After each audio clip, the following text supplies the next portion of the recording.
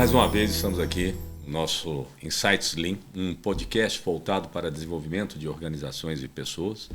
E hoje nós vamos tratar de um assunto, eu diria, no mínimo, bem interessante, né? Que são questões ligadas ao futuro. Nós vamos falar sobre foresight estratégico e falar sobre futurismo, né? Na realidade, os dois termos se equivalem, ao caso de uma tradução aqui utilizada no Brasil. Por que isso, né? A questão do foresight ela é um conjunto, né, de conhecimentos que hoje formam uma disciplina que contribui para a gente antecipar as mudanças. O mundo está meio acelerado, né? As questões tecnológicas, ambientais, políticas, econômicas, elas estão bastante dinâmicas. Não que não tivesse essas questões no passado, mas hoje, com algumas pitadas maiores de interligações digitais, a gente passa a ter uma dinâmica muito grande. E aí, quem não se antecipar, não se trata, não estou falando aqui de reagir ou adaptar, estou falando de antecipar. Quem não se antecipar às mudanças pode ter uma complicação muito grande. Pode ser a diferença entre o sucesso e o fracasso, né? E falo não apenas de organizações, eu falo de carreiras, de pessoas aí que estão nos escutando, vale para indivíduo e vale para empresas e instituições.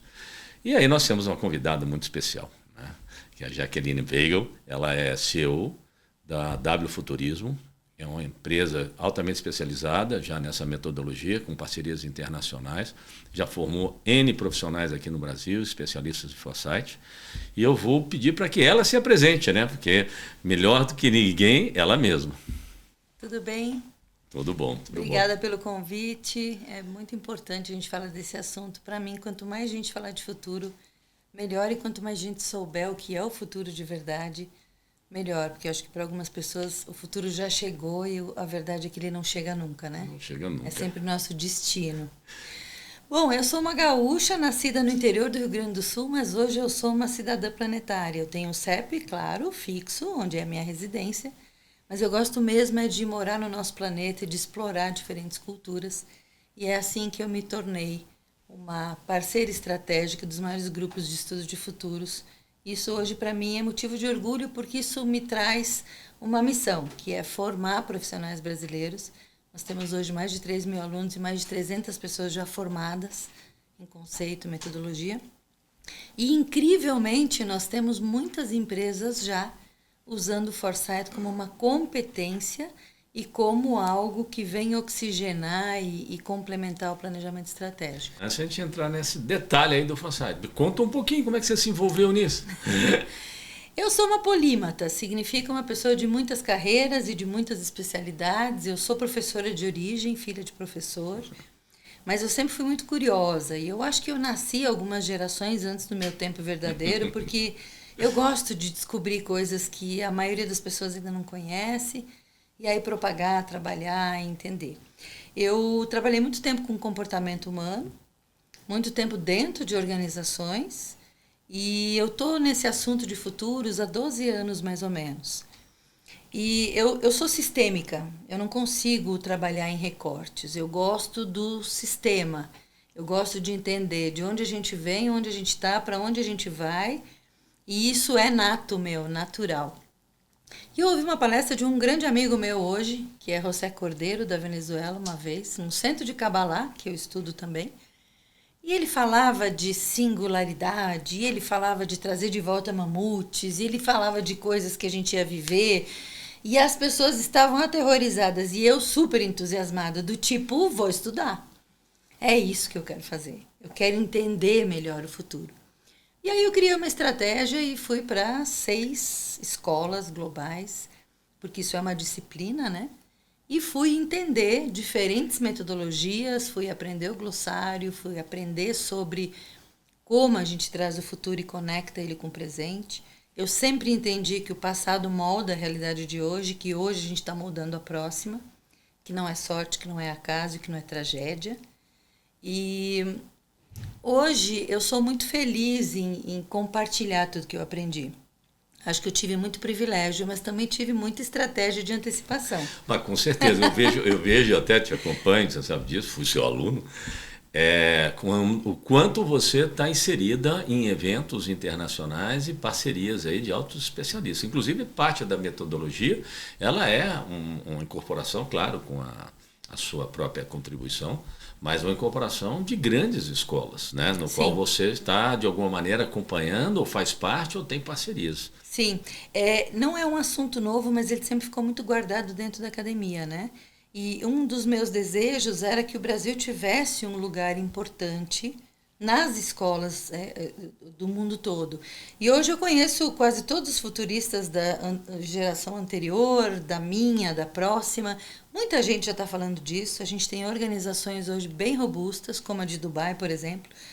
E eu gosto de fazer parte de conversas globais para então trazer para o Brasil o que funciona aqui, porque não é só ir lá fora copiar. Você fazer um trabalho de foresight na França é de um jeito, na Austrália é de outro, no Brasil é totalmente diferente. E eu queria que o Brasil tivesse o seu foresight aplicado com cases, porque a grande pergunta é, tá bom, mas como é que eu trago isso para o meu dia a dia, né? Perfeito, perfeito. Então, nesse caminho, vamos lá, vamos começar a construir uma caminhada, né, para o pessoal poder nos acompanhar nesse assunto que é tão envolvente. A primeira pergunta que eu te faço, né, para nos facilitar aqui o diálogo é, o que é foresight? Foresight é uma disciplina acadêmico-científica que é derivada de estudos de futuros, Futures Studies, no plural, que nos traz conceito, fundamento, metodologia. Quando você usa isso de um jeito estratégico, isso se chama foresight ou prospectiva estratégica. É quando você mapeia sinais de mudança, entende as causas da mudança e explora as possibilidades que essas mudanças estão trazendo. Essa palavra agora que você falou de possibilidades, eu acho que é uma grande contribuição para poder entender uma diferença. Nós não estamos falando, então, de um futuro provável, nós estamos falando de futuros possíveis. Sim, futuros plurais, futuros prováveis, possíveis, plausíveis e o futuro que você deseja construir. E tem uma diferença numa terminologia que você falou que também é muito importante. A gente usa aqui no Brasil muito o termo futurismo, tanto que ele está na minha marca, porque ele é mercadológico. Mas futurismo é um movimento artístico e cultural, não tem método. Foresight estratégico tem método. É como uma engenharia. Você tem uma ordem de ferramentas, você tem dados de fato, para que você possa projetar hipóteses, possibilidades. Também não é só uma disciplina de criar cenários, porque hoje, na maioria das vezes, ninguém sabe o que fazer com o cenário, ninguém sabe de onde veio o cenário. Então, acho que a gente tem uma fase ainda de educação, de entender que tendências são só possibilidades, que o futuro não é previsível, mas que a gente já pode entender os sinais do que vem vindo por aí. E muita coisa já está posta. Perfeito. Resgatando um pouquinho, né, até onde eu me lembro, cenários, começa nos anos 70 ali, e ele é parte, né, eu acho que ele contribuiu para essa construção metodológica, né, ele faz parte, mas hoje é muito mais amplo. Tem um conjunto, uma sequência que nos ajuda, né, a antecipar e até influenciar. Aí vem essa pergunta. A gente constrói o futuro ou o futuro é algo que a gente simplesmente pode antecipar e agir? Você tem parte do futuro que você não controla e que você precisa interagir e agir com. Ele vai andar com ou sem a sua participação. Você precisa saber onde se colocar nele. Mas tem uma parte do futuro que você escolhe, que está na sua mão, que está no seu controle, que você pode determinar antes que ele se torne mandatório. Perfeito. Então, eu costumo dizer que existem três tipos de pessoas no mundo. A que não tem noção nenhuma de nada e vai navegando junto com todo mundo.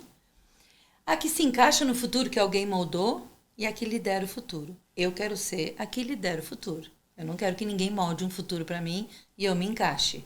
E muito menos estou aqui a turismo. Então, eu acho que a gente é protagonista, sim. E a gente precisa assumir essa responsabilidade. Não é acaso, não é culpa de governo algum. Então, tudo que a gente vive é resultado de algo que a gente começou a construir. E aí, a metodologia envolvida na disciplina do foresight ajuda organizações e indivíduos, né? Sim. Sim. Indivíduo também, ele pode vamos dizer assim, se auto-aplicar, né? Para que ele possa estabelecer, vamos dizer assim, questões antecipatórias que possam construir um futuro no qual seja mais amigável para ele. Sim, e um futuro que ele desejou, não um futuro que por acaso ele chegou lá. Quando a gente estuda a biografia de algumas pessoas, as pessoas acham que é acaso o lugar onde elas chegaram, o sucesso, enfim, e nunca é, quando a gente mapeia os comportamentos. Então, eu acho que você falou também uma coisa super importante. Serve para pessoas, serve para carreira, serve para mercados, instituições e para corporações. Então, existe um glossário que o mundo está aprendendo, porque tem muita gente falando de futurismo e foresight e não tem nem o glossário que é básico em todas as escolas. Então, as escolas têm diferentes métodos, diferentes arranjos, mas o glossário, o conceito, o fundamento, ele é igual em todas as escolas do mundo. E é muito difícil explicar para as pessoas que elas têm um poder sobre o futuro. Que a gente não precisa só ficar respondendo novas demandas e correndo atrás das mudanças. A mudança se manifesta antes. Mesmo quando você trabalha, né, em determinados cenários, a gente está falando um pouquinho antes, um pouco mais dark, né, um pouco mais Sim. catastrófico, um pouco mais apocalíptico, mas esse tipo de cenário, ele tem que ser encarado, né? Essa possibilidade, ele pode fazer com que a gente se antecipe, não só para evitar, mas no mínimo, né, para que a gente possa influenciar para que, se for haver uma crise ou algo desse sentido, que a gente esteja melhor preparado. Né? É interessante, né, porque para você ver como culturas interferem. Aqui no Brasil, quando eu entro nas empresas e a gente constrói cenários, o cenário do colapso, os executivos praticamente deletam. E às vezes ele é o mais provável. Na Coreia, como eu estava contando para você, é o cenário escolhido. Já que vai disruptar, vamos de uma vez. E eu costumo usar uma metáfora. A gente viaja muito de avião. A gente não olha mais as instruções de segurança. Mas o comissário está lá. E elas estão na nossa cabeça. Se a coisa ficar ruim, você vai saber onde está o colete. Perfeito. E que tem que apitar e tal. Então, se você não considera um cenário totalmente ruim, disruptivo, você nunca está preparado para eventos como a gente teve enchente no Rio Grande do Sul, como a gente teve pandemia, como a gente tem crises econômicas. Perfeito, Né? perfeito. Então, eu acho bem ingênuo pessoas que não querem olhar para isso, sabe? Aí eu vou citar o Woody Allen, né? Ele fala que eu me interesso pelo futuro, porque ele é o lugar onde eu vou passar o resto da minha vida. Não né? tenha dúvida. Porém, né, até utilizando aí estatísticas suas, 87% das pessoas evitam tratar, falar ou encarar uma projeção de futuro. Por quê? Hein? Olha que interessante. A gente achava, esse é um dado que eu vi em 2017. Talvez hoje ele tenha alterado um pouquinho, mas é o que a gente ainda vê na vida real. A gente imaginava que é porque nós temos uma cultura imediatista, de curto prazo, e nós somos treinados, mas não. O estudo revelou que as pessoas têm medo de olhar para o futuro, em primeiro lugar, porque elas podem não estar lá. Em segundo lugar, elas podem estar doentes, inválidas, ou mortas de calor ou mortas de frio. E porque elas não querem encarar, muitas vezes, talvez, possibilidades que são de colapso. Não vai mais ter o trabalho que eu faço hoje. Eu não estou sabendo lidar com esse mundo. É a questão novo. do medo do robô, né? Daquela, só pensar que o robô vai ter um robô me Nem substituindo. quero pensar nisso, exatamente. Então a gente viu que é muito medo de o que tem pela frente que eu desconheço, portanto eu quero evitar. Interessante. E se a gente é tão, vamos dizer assim, né, de uma maneira natural, né, o ser humano, ele se evita, a gente teria que nos reeducar. E aí, eu sei que existem, dentro dessa disciplina e dentro dos defensores e especialistas, né, a questão da alfabetização Sim. para o futuro. Né? Fala um pouquinho para a gente sobre isso. Esse é um tema tão importante, porque a geração anterior à minha, não é que ela não pensava no futuro. Nós tivemos a Rand Corporation nos Estados Unidos, isso numa estratégia militar. Nós tivemos a Shell, que tem um dos grandes cases do mundo. Tem uns think tanks lá, né? Sim, sem dúvida. A gente precisa entender que a nova geração está vindo com isso na escola. Então, talvez a geração anterior não foi treinada para. A nossa está entrando em contato. A New Generation of Foresight Practitioners, ela já está sendo formada. E para os jovens, o longo prazo... Mas ainda é uma elite, né? Infelizmente, ainda não é elite, né? Mas sabe que eu vou trazer um dado do ano passado que eu percebi no Fórum de Dubai? Quem hoje está alfabetizando para futuros é a Unesco e a sua comunidade de network. A ONU tem hoje a Foresight dentro de casa para rever o seu papel no mundo. E a gente está muito empenhado em ensinar o que é uma alfabetização de futuros, o que não é. Para o executivo, nós chamamos de letramento de futuros, porque ele também não tem o glossário, mas ele não quer ser alfabetizado. A alfabetização é para a escola. E a Ásia hoje, pelo que eu vi, olha que interessante, a gente sempre achou que eram países nórdicos, enfim. A Ásia hoje é o número 1 em educação, a África é o número 2. E as crianças na Ásia estão tendo Futures Literacy na escola. Olha só que e não é mais comunidade elite. Claro que a gente tem países que estão super avançados, Singapura, por exemplo. Então, eu acho que está democratizando, sim, e eu acho que a próxima geração tem um pouquinho mais alongada a sua visão. Eles não querem uma vida qualquer de imediatismo, querem propósito e querem liberdade. E aí eu entendo que a participação do governo, a própria incorporação desse tipo de conhecimento passa a ser fundamental. Eu me lembro que na Finlândia tem até ministério, né, voltado para isso, né? Sim, Estados Unidos também tem. Mas a Finlândia tem Ministério do Futuro. Dubai agora tem um Ministério do Futuro. E eles estão, de fato, eles estão além da inovação. Não é só inovação. Eles estão construindo coisas para 30, 40, 50 anos conectadas à inovação do presente. Então, eu acho que vai ter uma mudança cultural. Eu não acho, Ricardo, que todo mundo vai ficar pensando no futuro, não é isso. Eu não acho que é uma disciplina massiva. Mas as pessoas que têm a tomada de decisão na mão, que têm o poder econômico na mão, precisam pensar para além do amanhã. Porque você pode não estar lá, mas a tua marca vai estar lá. Perfeito. Eu não quero fazer parte de uma geração que podia ter feito tudo e não fez nada. E como é que você vê esse desafio, né? Vamos falar o mundo em geral, mas vamos falar particularmente da realidade brasileira. Como é que você vê esse desafio da gente, nas empresas, né? Tive a oportunidade até de estar junto de uma. Como é que a gente vê o desafio de lidar com o presente, né? Onde existem ali coisas que têm oportunidades, né? Que não diz respeito a discutir o futuro, diz respeito simplesmente a tratar, inclusive com conhecimentos atuais, claro, no qual já trariam grandes contribuições. E ao mesmo tempo, né, você está lá pensando no amanhã, pensando no futuro. Como é que a gente equilibra isso? Né? Como é que consegue, num ambiente talvez tão tumultuado, né, convencer a necessidade? Porque se há um interesse em pensamento estratégico, já é mais do que comprovado, né, de que as empresas de sucesso, ele equilibra o presente com questões de futuro. Sim. Mas a nossa realidade não permite, né, que isso aconteça naturalmente. Então, minha pergunta é, esse desafio, né, como é que você vê, como é que como é que a gente pode tentar superar esse desafio de lidar com grandes oportunidades ainda no presente, né, que nós estamos pecando ainda em questões básicas, e um futuro que é iminente, ele vai vir, né, mas às vezes nós não reservamos tempo para essa discussão. Como é que você vê isso? A gente tem falado muito de ambidestria, eu acho que as pessoas não sabem direito o que é isso, né? Você pode viver o seu presente, a sua vida pessoal no presente de uma forma plena, mas o que você quer para os seus próximos 10 anos? O que me impressiona é a pobreza da visão de futuro nas empresas brasileiras. Eu não compro passagem de avião sem destino. Então, nenhuma estratégia sem um destino, sem uma visão de longo prazo, para mim faz sentido. O presente, isso eu ouvi numa farmácia uma vez que eu achei incrível.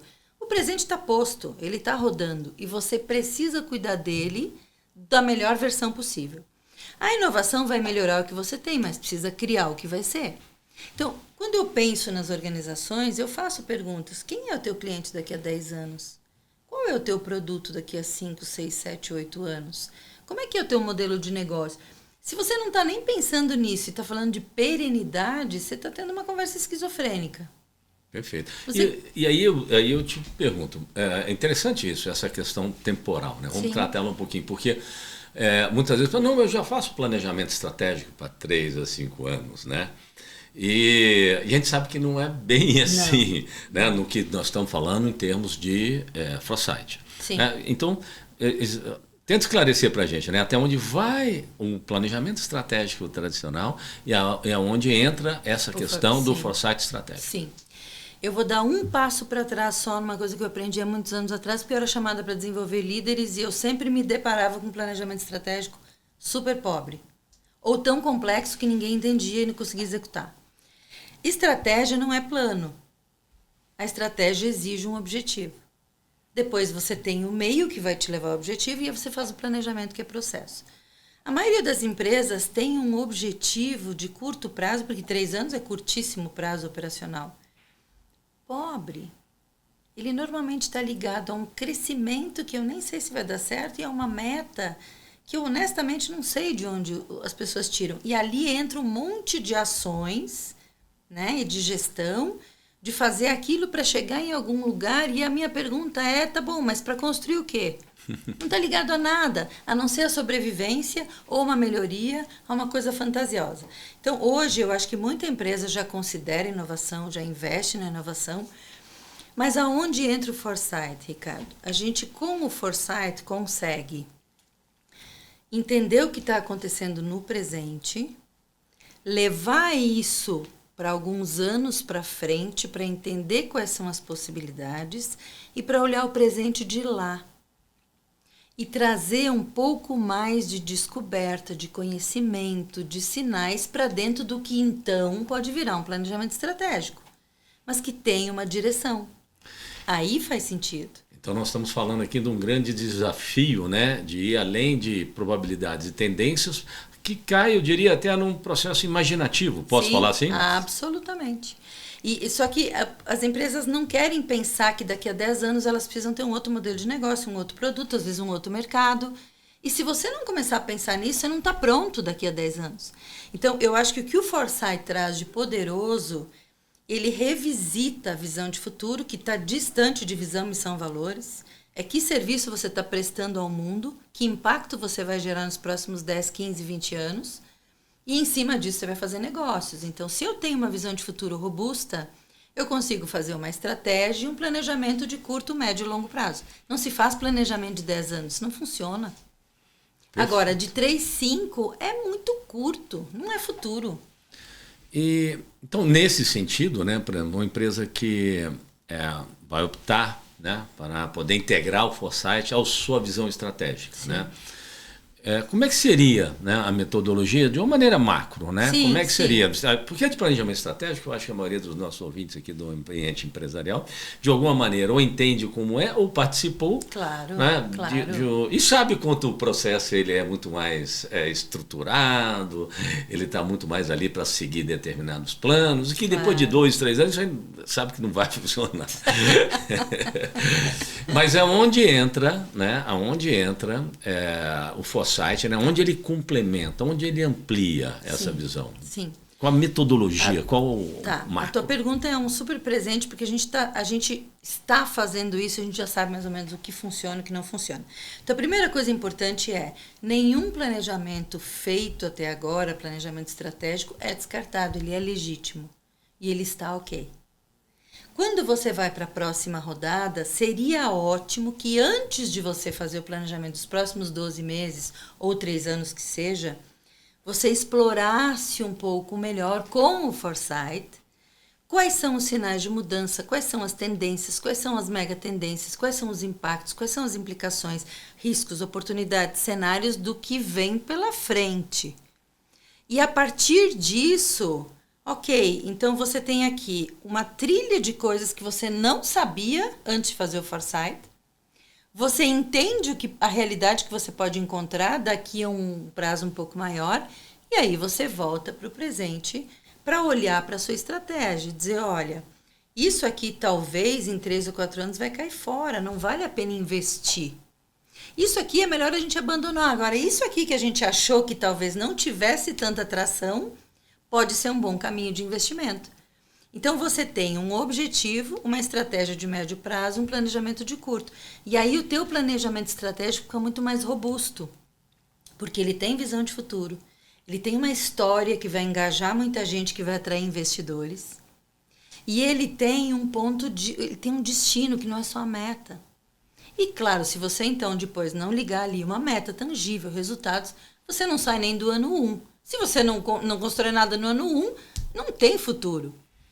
Entende? Entendo. E aí eu vou complementar com outra pergunta, né? Então, a partir do momento que a gente tem esse exercício, né, de trazer o futuro, né, para o presente, né, a gente consegue equilibrar o que está acontecendo hoje, que eu, pessoalmente, né, tenho visto como um desequilíbrio, há um certo exagero em determinadas ênfases, né, na solução imediata já de IA, robótica, questões, biotecnologia, a gente se tornar ciborgue. Parece que isso vai acontecer amanhã, né? O pessoal está achando que, né, os robôs vão entrar e já vão substituir todo mundo, a IA vai responder, não, vão tirar um CEO, vai entrar uma... Amanhã. O que eu estou percebendo é que há uma ansiedade, mas nós estamos um pouco desequilibrados. Acho que nós estamos exagerando em trazer um pouco essa visão de futuro e nós não estamos sabendo criar os passos, né, para poder evoluir nesse sentido. O que você acha? É uma visão minha, né? Não, eu acho que você está certo. Eu acho que a gente está sem noção temporal. E muita gente acha que descobriu as Américas e solta coisas antes do tempo. Então, quando você não tem noção temporal, você mergulha demais num assunto, não em todos os assuntos do sistema. Isso faz com que você tenha um olhar enviesado. Então, antes você me perguntou, né, como é que, metodologicamente, a gente hoje tem encurtado o caminho. A gente traz megatrends do assunto, trends, impacto, força de mudança, para que os executivos possam, a partir disso, tomar melhores decisões. E aí nós formamos um time interno, que vai continuar o trabalho conosco de fora, tanto que hoje eu estou futurista em residência. Eu acho que esse de mais AI, de mais ESG, há 2 anos era só metaverso, isso, você aprendeu lá no curso, isso é uma marola, isso é um fato, isso é um erro estratégico. Você sempre tem que pensar de forma sistêmica. É como o corpo humano.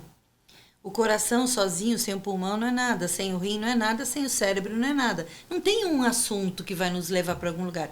Hoje, AI é uma grande estrela. Mas AI sozinho... Então, eu acho que as pessoas estão errando a dose e a falta de conhecimento pragmático, a falta de método, traz esse desequilíbrio no meu entendimento. E esse desequilíbrio ele pode ser bastante perigoso porque às vezes nós temos oportunidades, vamos dizer assim, pé no chão, que estão ali gritando. Sim. E ele está esperando uma solução mágica que vai ter no futuro. Mas talvez ele não esteja lá, porque ele não está fazendo o básico aqui. Então, e porque ele não distribuiu isso num horizonte de tempo. Tem coisas que vão demorar 10, 15, 20, 30 anos para acontecer. Mas se você não começar a desenvolver alguma coisa agora... Perfeito. Vai chegar lá, você não está pronto. Agora, tem coisas aqui que são urgentes. Eu costumo dizer assim, você precisa olhar para o longo prazo, voltar de lá para o curto prazo e depois fazer o step número 1 andar, que é o que nós temos agora. Perfeito. Mas isso tem que estar conectado o tempo todo com o nosso caminho. Então, isso a gente está fazendo para chegar lá. Isso aqui a gente vai investir para chegar lá, né? Você tem um roadmap. Você não está simplesmente sobrevivendo e fazendo tudo que todo mundo está fazendo. Isso é interessante. Consta a história, né, que o primeiro filósofo grego, ele vivia olhando para as nuvens, ele caiu num buraco, né, que o pessoal foi buscar ele. Falou, tá vendo? Essa é a questão do filósofo, só pensa, né, nas nuvens. Só que tem um detalhe, esse indivíduo, né, ele explorava, se não me engano, era oliveiras, ele era muito rico, inclusive, porque ele tinha o pé no chão e um pensamento nas nuvens. Exato. Ou seja, esse equilíbrio que a gente tem que saber e saber o momento certo, né, para dedicar para um para outro. E aí você falou uma coisa importante. Como você deu um exemplo aí das empresas montarem equipes de futuristas, ou seja, isso é o que eu queria saber. Quais são os possíveis caminhos que algumas estão adotando ou poderiam adotar para poder incorporar essa frequência, essa discussão frequente, nem que seja periodicamente, do Foresight na realidade empresarial? Quais são as estratégias? O que eu vou trazer aqui é muito legal, porque eu fui para a Alemanha para dar aula disso e hoje eu falo com alguns colegas do mundo inteiro e a gente está mais à frente do que muitos países desenvolvidos. Primeiro, a gente precisa compreender que isso é uma competência corporativa. Isso não é uma modinha.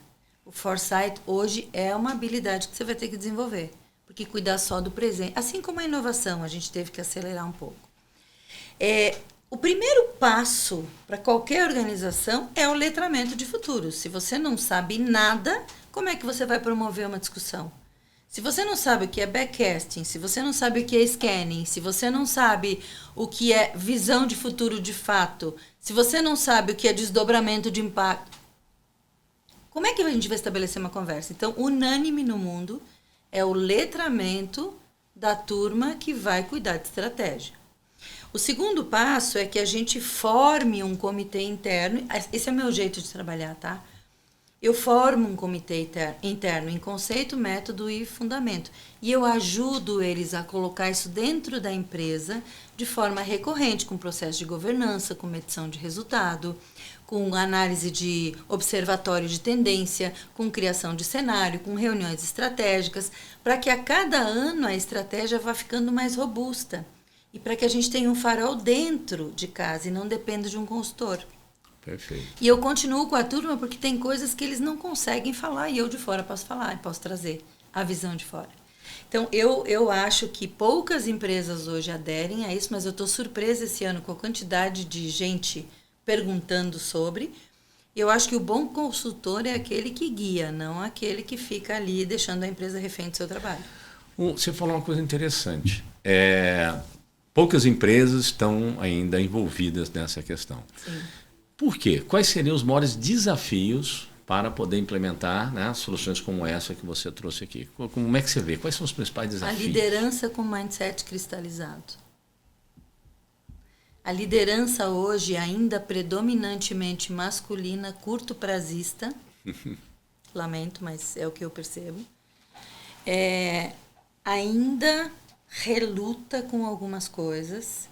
E eu acho que a gente talvez precise trocar 2 gerações de líderes, porque eu também entendo hoje a aflição de um CEO, num mundo complexo como esse, onde ele é cobrado por resultado. Mas quando eu olho no mundo paralelo, Ricardo, eu vejo que os investidores do mundo hoje estão com outras demandas. Os líderes de empresas arrojadas estão liderando de uma outra forma. E eu acho que a troca de gerações vai obrigatoriamente fazer com que as pessoas olhem também para o longo prazo. Ainda é uma questão cultural, e às vezes a cultura leva 30 anos para mudar. Antes de a gente falar um pouquinho dessas questões do futuro, que eu acho que é interessante, de uma maneira mais ampla, vamos trazer um pouquinho de volta essa questão da organização. Né? Uhum. Você poderia, né, nos ilustrar com algum exemplo prático, né, claro, daquilo que deu certo e algo que você, infelizmente, né, não foi possível se concretizar, seja qual for o motivo? Sem você dúvida. Poderia dar 2 exemplos para a gente? Posso sim. Nós tivemos um case lá atrás, onde uma empresa nos chamou para fazer transformação digital. Eu falei, eu não faço transformação digital. Eu vou ajudar você a olhar para o futuro e aí você vai chamar alguém para fazer transformação daquilo que você acha que tem que fazer. E nós olhamos para o futuro de fato e lá apareceu muita coisa que imediatamente o board rejeitou. Não, nós somos B2B, jamais seremos B2C. Eu falei, olha. E ficamos ali no processo uns 8 meses, depois eu saí. E a empresa deixou tudo aquilo de lado, virou um caos, depois eu voltei. E eles estavam prontos. E aquilo que me disseram o seguinte, aquilo que a gente projetou, de fato está acontecendo, agora a gente precisa de ajuda. E eles estão ótimos. Eles são hoje B2C, B2B, B2C2B e P2P, direto para o consumidor. E deu muito certo. Mas houve uma resistência inicial, né? Inicial. E às vezes a gente tem que esperar as pessoas ficarem prontas para. Perfeito. Nós tivemos um outro caso também. Eu tive alguns casos onde demorou para ganhar atração e eu dei como caso perdido, não vai dar certo. E agora, depois de 4 anos, está fluindo, porque a organização era muito grande. Nós tivemos um outro caso também do serviço bancário. Você sabe que o dinheiro moeda ele está desaparecendo. E o negócio deles é o dinheiro cash. E nós mostramos o que vai acontecer a partir de 2030 e qual é o tempo que eles vão viver a cashless society. E como é que eles poderiam se reinventar. E o CEO não está entendendo nada. E os acionistas perguntam, e o conselho pergunta, e o futuro, e ele enrola e não responde. E é um caso que ele está com todo o desenho na mesa, mas aquilo não pegou e ele não vai protagonizar e em algum momento eu acho que ele vai ser substituído. Então eu não acho que o caso não deu certo, eu acho que ele não entendeu. Talvez aquela pressão por sobrevivência, seja da empresa no momento, ou até da própria pessoa, né? Sim. Ela às vezes é um obstáculo, né? Claro. Para você. É quase uma autodefesa. E né? é legítimo, né, Ricardo? É natural, assim, claro. de certa forma. É entendível. Né? Agora, talvez até por não ter tido esse letramento. Sem dúvida. Né, no futuro, porque se você percebe que faz parte, ainda mais num papel de seu, né, você está desafiando suas próprias convicções, as convicções de mercado, isso fazer parte do papel, eu acho que isso seria diferente. Né? As pessoas elas são contratadas, às vezes, e elas querem trazer o que fizeram bem no passado.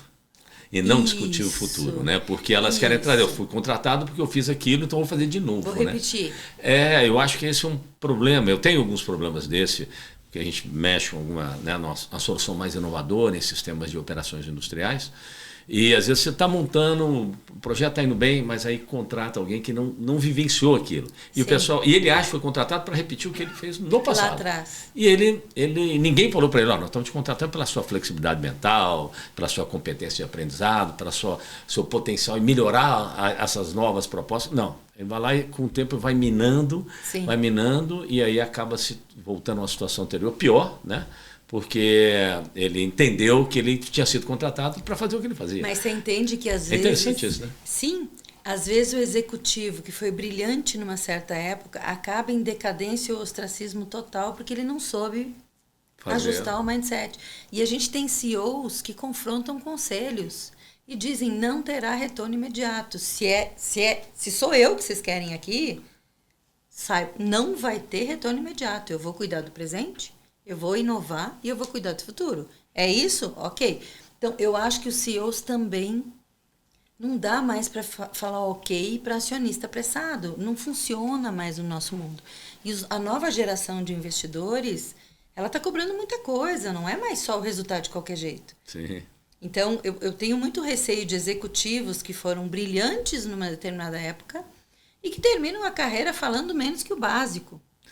E você falou uma questão que é a própria pressão do mercado. Se é um SA, então isso...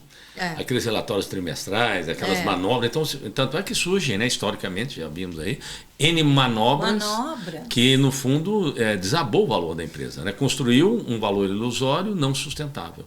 Essa falta de visão de futuro também, aquela questão da entrega imediata, ou seja, na realidade não é culpa do senhor, é um conjunto de fatores onde o próprio acionista, o próprio mercado, a própria cultura mercadológica que está mudando.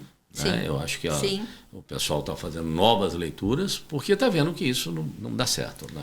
Não dá para pisar no freio e no acelerador ao mesmo tempo, não é coerente. Então também quando alguém te pressiona, você precisa dizer, amigo... O que você quer, né? Eu queria trazer agora um tema, explorar um pouquinho. Eu sei que você tem grupos de pesquisa e participa de grupos de pesquisa. Vou fazer uma colocação aqui, você até me corrige se eu estiver errado, né? Mas é fruto de uma leitura recente, mas onde eu estava falando sobre a questão do progresso e o poder, e há uma discussão que... Sem dúvida, nós estamos muito melhor do que há 200 anos atrás. Né? Temos N equipamentos aí para saúde, transporte, esgoto, infraestrutura, enfim. Mas a verdade é que a prosperidade ela não avança de maneira tão distribuída assim. Ainda constitui-se, né, elites ou equipes, ou vamos dizer assim, né, equipes não, mas parte da sociedade que se privilegia muito mais desproporcionalmente do que as outras. Há um discurso muito grande sobre a questão digital que vai tornar, né, a abundância generalizada. A história não mostra assim. Melhora-se, sim, mas sempre com maior concentração para uma elite dominante. Né? Então essa questão, esse discurso, né, do digital, e tem um momento ainda caótico, né, porque as habilidades para lidar com as questões de futuro não faz parte do histórico e nem tampouco do interesse, muitas vezes, do empresariado em formar ou preparar. Já que é pronto, tira uma turma e quer uma outra, com a outra função, com a outra questão. Então, essa questão da prosperidade distribuída, essa questão da força do trabalho, que vai haver, né, mudança, como é que você vê isso? Né? Eu tenho minhas ressalvas, eu acho que nós vamos enfrentar, sim, algumas questões um pouco problemáticas nessa transição, como qualquer transição. Eu não tenho nenhuma dúvida. Eu vejo que hoje essa escassez na força de trabalho, Isso não é uma novidade. A gente vem falando disso há bastante tempo. E não é que não existe gente para trabalhar. A oferta não está encontrando o desejo das pessoas. Ninguém mais quer ser eletricista, o curso está vazio. Ninguém mais quer explorar mina, fazer engenharia de mineração. Está vazio, a universidade está fechando. Então, eu acho que antes de uma ubiquidade, que é todos têm acesso a tudo, que eu tenho dúvida se vai acontecer, a gente vai ter um aumento da desigualdade. Perfeito. Gigante. Talvez a gente tenha que passar por esse abismo para chegar num lugar um pouco mais decente depois, se o clima deixar. E eu acho que a diferença para mim hoje, eu não acredito num mundo igual para todo mundo. E a diferença é que eu acho que as pessoas do planeta estão mais ativas, estão mais conscientes, e estão clamando por mais coisas. Mas que eu acho que a desigualdade vai aumentar, eu acho. Eu acho que esse empresário que quer a força de trabalho rapidinho não está achando, e não vai achar, e vai ter que criar outras formas de trabalhar. O trabalhador, por outro lado, a gente fala em Dubai já em jobless society, Perfeito. numa sociedade que não tem emprego. É aquela renda universal, né? Você vai ter trabalho, mas se mexe. Então, ficar aqui esperando Bolsa Família, ficar aqui esperando renda básica universal e dizendo que você tem mais sorte que eu, também Exato. acabou. Trabalho teremos, mas hoje a grande lacuna do mercado de trabalho é que o trabalhador não está pronto para os trabalhos novos. Quem está pronto é uma pequena parte. Aí o abismo Perfeito. aumenta. De certa forma, ele vai até dosar esse processo, essa aceleração, né? Essa velocidade, Sim. porque não tem como atropelar todo mundo, porque não tem nem pessoas para dirigir a nova frota. E sabe, Ricardo, não é mais responsabilidade só das empresas e dos governos. O trabalhador tem que se mexer também. Tem que estudar, tem que se desenvolver. Hoje você faz inglês de graça, se você realmente quiser. Então, essa passividade, ela também não é legal. E ela só aumenta a desigualdade. Perfeito. E claro que hoje a gente tem gigantes digitais dizendo como vai ser o nosso futuro. Isso é colonizar o nosso futuro. Né? Mas eu acho que a gente vai passar tempos bem eu diria para você que eu acho que a gente tem uns 20 anos ainda bem turbulentos. Perfeito. Eu também tenho um pouco dessa impressão de que não vai ser uma coisa assim tão fácil. Não. Assim. E eu me esqueci da tua pergunta. Gerd Leonhard, que é um grande amigo meu, ele fala que a prosperidade no século XXI não é a riqueza do século XX, que depende de planeta, de pessoas, de mentes que não desperdiçam e compartilham e de um planeta habitável. Perfeito. Então, acho que a prosperidade também muda de cara, assim como saúde em 2050 é totalmente diferente de tudo que a gente já viu. Com certeza, com certeza. Olha, essa é uma discussão, né, e um assunto que estamos falando de coisas abrangentes acima do que a realidade organizacional do negócio, que vão afetar todos nós. Sim. Então, acho que isso aí daria um outro podcast. Sem dúvida. E aqui, então, para a gente já caminhar para a nossa finalização, eu gostaria que você desse algumas dicas, né, para empresários e dicas para profissionais. Você já falou um pouquinho aqui, mas vamos fazer aqui, né, a finalização com as suas dicas aí para empresários e profissionais que nos assistem aqui. Eu acho que tem muita conversa inconsistente sobre futuro. A gente tem muitos narradores, jornalistas de futuro, historiadores de futuro. Busque um letramento de futuro. Se você é um empresário, leve isso para dentro da sua empresa. Se você é um profissional, tenta entender o que é a disciplina de estudo de futuro. A gente vai precisar disso se a gente quiser navegar por tempos turbulentos. Esse é o primeiro ponto. Segundo, a gente pode viver num mundo onde a gente sabe menos e está mais aberto a aprender coisas novas. Eu tenho muito medo de empresários e de profissionais que sabem muita coisa, que têm resposta para tudo, que já viram tudo, que conhecem tudo. Medo. Eu prefiro o observador, eu prefiro o aprendiz. Eu acho que todos nós hoje estamos aprendendo. São 5 gerações trabalhando juntas. Para os empresários, não adie essa conversa de futuro, porque ela pode custar muito caro para o negócio, em todos os sentidos. A nova força de trabalho exige novas narrativas. As pessoas não trabalham mais só por dinheiro. Elas querem participar de boas histórias. E eu acho que é o CEO e a diretoria que tem que criar essas boas histórias. Perfeito. Bom, nós tivemos aqui uma boa história, inclusive, né? Queria agradecer, né, a presença da Jaqueline Weigl, ela é a CEO da W Futurismo.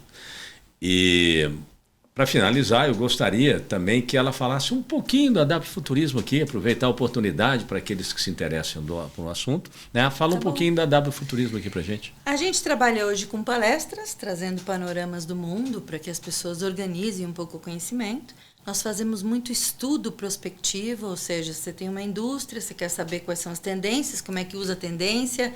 A gente faz muito esse estudo para encurtar o caminho do empresário. Consultoria de Foresight também, eu monto núcleos de Foresight e a gente ensina o Foresight em cursos abertos e cursos em company. Porque nós temos uma razão de existir. Nós queremos que o Brasil seja um lugar respeitado em Foresight, e que o profissional brasileiro participe dos eventos de futuro do mundo letrado e não colonizado pelo Vale do Silício. Ótimo, tá aí. Transferiu para a gente uma responsabilidade grande, né? Bom, estamos encerrando mais um podcast aqui, né? O Insights Lean, dirigido por mim, né? Borgatti, Ricardo Borgatti, né? Sócio fundador da Borgatti Consulting, onde a nossa preocupação é trazer contribuições, né, das mais diversas perspectivas que possam nos ajudar, empresas e indivíduos, na aplicação disso, na vida e na realidade profissional.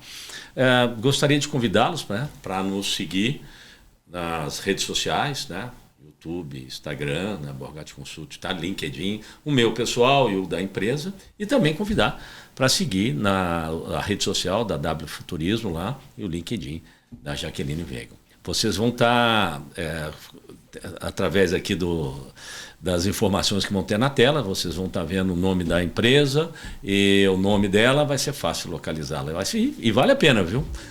Obrigada, Obrigado, Ricardo. gente. Obrigado. Obrigada.